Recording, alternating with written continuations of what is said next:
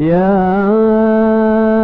أيها الذين آمنوا اتقوا الله وذروا ما بقي من الربا إن كنتم مؤمنين فإن لم تفعلوا فأذنوا بحرب من الله ورسوله وإن تبتم فلكم رؤوس أموالكم لا تظلمون ولا تظلمون. Waalaikumsalam warahmatullahi wabarakatuh. Saya mau bertanya, ini Pak Ustadz, kan katanya nanti kalau di akhirat yang pertama kali dihisab adalah amalan kita yang pertama adalah sholat ya Pak Ustadz ya? Nah, barang siapa yang sholatnya baik, maka apakah betul Pak Ustadz, kalau sholatnya sudah dinilai baik oleh Allah, maka seluruh amalan yang lainnya juga dianggap baik? subhanallah. Nah, bagaimana dengan teman-teman saya yang saya insya Allah sudah hijrah, tapi teman-teman saya masih banyak yang masih bekerja di bank. Nah, bagaimana kalau mereka menganggap, ya sudah, saya akan perbaiki aja salah saya dengan sesempurna mungkin, melakukan semua rawatib, tahajud dan lain-lain, pokoknya akan mengusahakan sholat dengan sebaik-baiknya.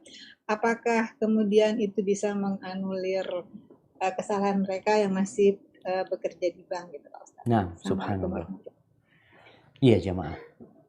Ya, Allah Azza wa Jal akan menegakkan keadilan. Allah mengatakan, فَمَنْ يَعْمَلْ مِثْقَالَ ذَرَّةٍ خَيْرًا يَرَهُ وَمَنْ يَعْمَلْ مِثْقَالَ ذَرَّةٍ شَرًّا يَرَهُ.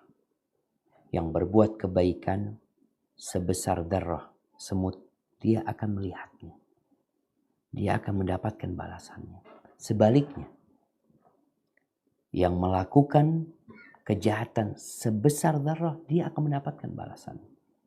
Nggak akan ada yang dizalimi. Kebaikan yang kita lakukan, kalau itu tersembunyi di tempat, di tengah lautan kita melakukan kebaikan, Allah akan datangkan nantinya. Nah sekarang bagaimana dengan tadi? Ini orang sholat tapi tetap melakukan riba. Umpamanya dia mengatakan nanti kan akan ditimbang. Nah, nanti akan ditimbang.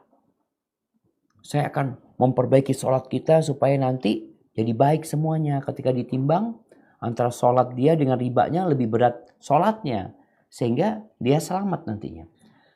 Allah Azza wa Jalla mengatakan, Inna salata tanha anil fahsya'i wal munkar.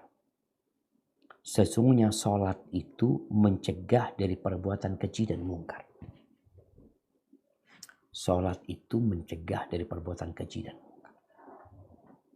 Tapi Ustaz, tuh orang-orang sholat tapi mungkar tetap dikerjain. Perbuatan keji tetap jalan. Gimana? Katanya sholat mencegah dari perbuatan keji dan mungkar.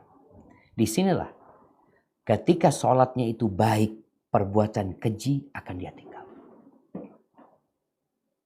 Ketika sholatnya itu sempurna, kemungkaran, riba, semua insya Allah akan dia tinggali. Tapi kalau ternyata dia ini masih terus melakukan dosa, ada masalah dengan sholat dia. Karena firman Allah benar. Allah mengatakan inna salata tanha anil fahsya wal munkar, benar. Sesungguhnya sholat itu mencegah dari perbuatan keji dan mungkar. Kalau ternyata sholat yang kau kerjakan belum bisa mencegahmu dari perbuatan keji dan mungkar, maka ada yang gak benar dengan sholat. Maka kalau tadi dikatakan teman ibu yang mengatakan dia akan sholatnya, dia akan perbaiki ya. Ya, suruh dia perbaiki sholatnya.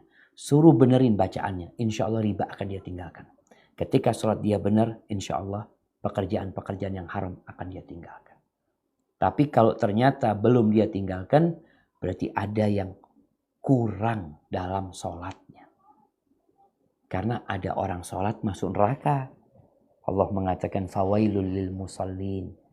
Celaka orang-orang yang sholat.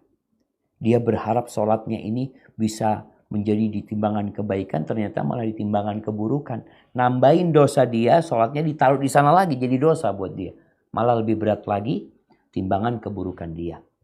Allah mengatakan fawailul lil musallin alladzina hum an salatihim sahun alladzina hum yura'un. Jadi pada hakikatnya nanti akan ada penimbangan amal, betul. Kalau sholatnya benar, insya Allah amalan yang lainnya benar. Artinya orang ini sholatnya benar, insya Allah dia akan terjaga dari dosa-dosa yang lainnya.